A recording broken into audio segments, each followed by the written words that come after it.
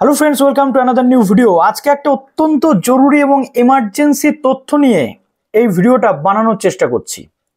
আমরা জানি 3 এপ্রিল 26,000 শিক্ষকের অর্থাৎ শিক্ষাকর্মী মিলিয়ে 17,205 জন অলমোস্ট শিক্ষকের চাকরি কিন্তু বাতিল হয়েছে।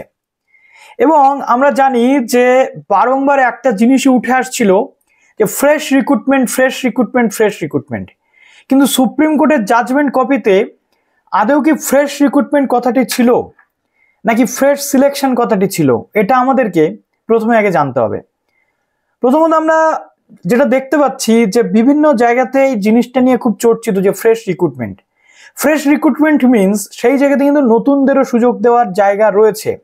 আর ফ্রেশ সিলেকশন মিনস যারা অলরেডি 2016 ক্যান্ডিডেট তাদের থেকে যারা অভিযুক্ত বা টেন্টেড ক্যান্ডিডেট বা দুর্নীতি করে চাকরি পেয়েছে তাদেরকে বাদ দিয়ে যে প্যানেল তৈরি ছিল সেই প্যানেলটাকে ক্যান্সেল করে যে সমস্ত ক্যান্ডিডেটরা যোগ্য ক্যান্ডিডেট তাদেরকে পুনরায় সিলেকশনের সুযোগ করে দেওয়া বা তাদের সাথে সাথে এই যে সামথিং ক্যান্ডিডেট চলে যাবে টেন্টেড ক্যান্ডিডেট হিসেবে তাদেরকে পুরোপুরি বাদের খাতাতে রেখে সেই জায়গাতে যারা waiting list not call for interview যারা ছিলেন তাদের থেকে কিন্তু সেই জায়গাটা ভর্তি করার নামই হচ্ছে ফ্রেশ সিলেকশন। অর্থাৎ অভিযুক্তদের বাদ দিয়ে দাও এবং সেখান থেকে নট কল ফর ইন্টারভিউ তাদেরকে আবার সুযোগ দাও এবং কাদেরকে সুযোগ দাও যারা অলরেডি ওয়েটিং লিস্টে ছিল তাদেরকে সুযোগ দাও এবং যে সমস্ত শিক্ষকরা চাকরিরত ছিলেন চাকরি পেয়েছিলেন তাদেরকে সুযোগ দিয়ে ফ্রেশ সিলেকশন। এটা হচ্ছে সুপ্রিম কোর্টের বক্তব্য অনুযায়ী ফ্রেশ সিলেকশনের জায়গা।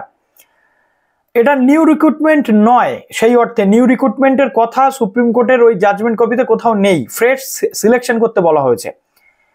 কিন্তু আমরা দেখতে পাচ্ছি ফ্রেশ সিলেকশনে নতুনদের যেহেতু জায়গা নেই, আমি বারবার সেটা বলছিলাম, কিন্তু একটা কমপ্লিকেটেড সিচুয়েশন তৈরি হচ্ছে যেটা যে আমাদের মধ্যশিক্ষা পর্ষদের যে পিটিশন ছিল সেই জায়গাতে উঠে আসছে একটি জিনিস আমি আপনাদের বলি। তার আগে বলবো যারা নতুন আছেন অবশ্যই ভিত্তিক আপডেট পাওয়ার জন্য আমাদের চ্যানেলটিকে সাবস্ক্রাইব করে পাশে থাকা বেল আইকনটি ক্লিক করে দিতে একেবারেই ভুলবেন না। তো সুপ্রিম কোর্টের যেটা রয়েছে আমি একটু স্ক্রিনে দিয়ে দিচ্ছি আপনাদের, যেটা হচ্ছে in the supreme court of India civil appellate petition, যেটা আমাদের রাজ্য সরকার বা মধ্যশিক্ষা পর্ষদের পক্ষ থেকে করা হয়েছে 3 তারিখের যে চাকরি বাতিলের পরিপ্রেক্ষিতে সিদ্ধান্ত বদলের পরিপ্রেক্ষিতে। সেখানে কি বলা হচ্ছে, দ্য ক্যাপশন MA, এখানে আমরা দেখতে পাচ্ছি যে সিভিল অ্যাপিলেট যেটা রয়েছে MA ডায়েরি নাম্বার 18-359/2025, এইখানে পরিষ্কারভাবে রাজ্য সরকারের পক্ষ থেকে একটা জিনিস উঠে এসেছে যেটা নিয়ে কিন্তু যথেষ্ট দ্বন্দ্ব উঠে আসছে এবং মানুষ এটা নিয়ে কনফিউজড হচ্ছে। মেবি আজকে টিচাররা যে আন্দোলন করছেন বা সরকার সাথে থাকা সত্ত্বেও টিচাররা আন্দোলনে যাচ্ছেন এই কলামটার জন্য হতে পারে। কি কলাম? প্রথমত আমরা প্রত্যেকে জানি বারবার সুপ্রিম কোর্ট ফ্রেশ সিলেকশনের কথা বললেও এখানে যে জিনিসটা উঠে এসছে সেটা অত্যন্ত চিন্তা একটা বিষয় যারা ইন সার্ভিস টিচার ছিলেন তাদের জন্য। তো সেটা কি?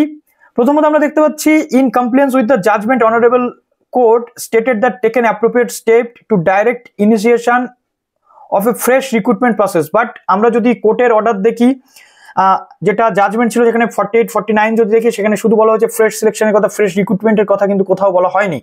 এখানে মধ্যশিক্ষা পর্ষদের যে মামলাটি বা রিভিউ পিটিশন ছিল এখানে কিন্তু ফ্রেশ রিক্রুটমেন্টের কথা গভর্নমেন্ট বলছে, অর্থাৎ গভর্নমেন্ট চাইছে ফ্রেশ রিক্রুটমেন্ট করতে, নট ফ্রেশ সিলেকশন।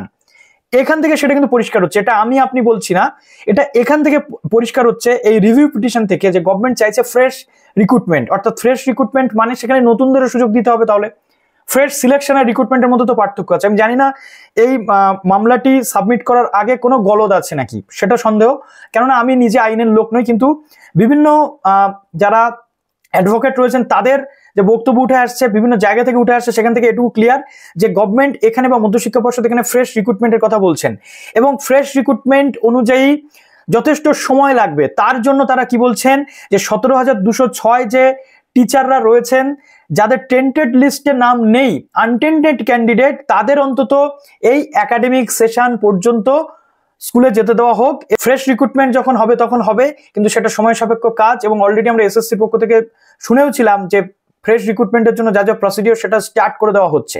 তো এইখানে কিন্তু একটা কনফিউশন থেকে গেছে। আপনাদের যদি এই কনফিউশনের কোনো উত্তর থাকে কমেন্টে জানাবেন, পরবর্তী ক্ষেত্রে সেটা নিয়ে কিন্তু ডিসকাস করব। কিন্তু বর্তমানে এই জায়গাটা আমি একটু ক্লিয়ার করতে চাইলাম, ঠিক আছে?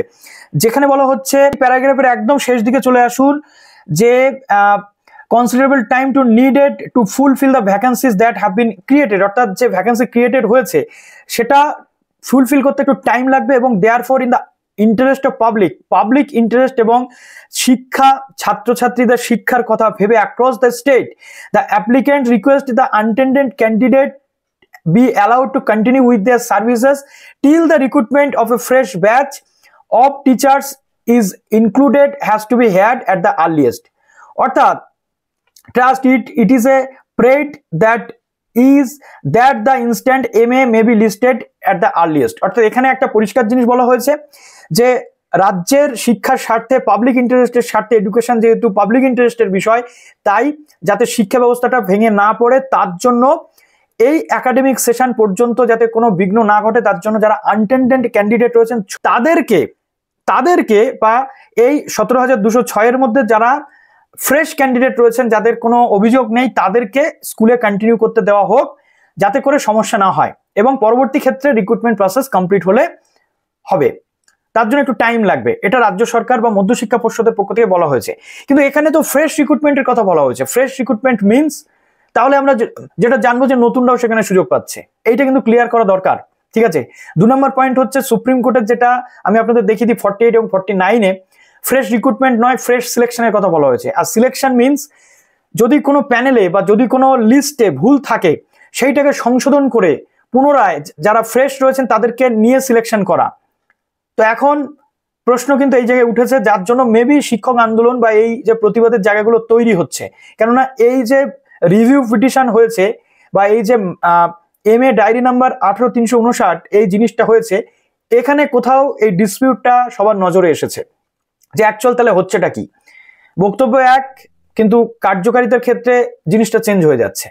তো চলুন ভিডিওটা এখানে শেষ করুন। ভালো থাকবেন সবাই, বেস্ট অফ লাক।